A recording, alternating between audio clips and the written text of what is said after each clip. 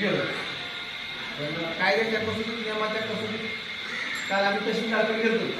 महाराष्ट्र महसूल मंडळ म्हणून की बाबा आमची पंचनामे करा आणि आम्हाला द्या. तहसीलदार म्हणून आलं की डॉक्टर साहेब आम्ही नियमात सांगितलं की 5 दाखवून झाला आहे, त्यामुळे आम्हाला पंचनामे करता येत नाही.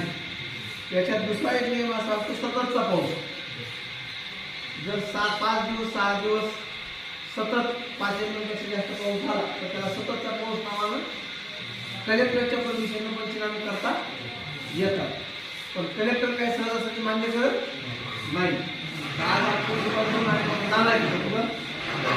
कलेक्टर ऑफिसला आणि सततच्या पावसाचा विषय ग्राह्य धरून तुम्ही पंचनामे करा. दुसरी एक मागणी केली का माझे पाऊस कापूस कमळायला त्यासाठी तुम्ही येऊन बघा तिथे मदत होईल नाही होईल उपाय सांगा आम्हाला वाचवायचा काय. जे कापूस कमळून चाललाय तुम्ही तालुक्याचे अधिकारी तहसीलदार आणि तलाठी 2-3 गावात या बघा कापूस वाळायला का नाही आणि आम्हाला मदत नका देऊ तुम्ही, पण काय करा हे कापूस वाचवायचं तरी मार्गदर्शन करा. याचा उद्देश असा होता तरी येऊन त्यांना बघितलं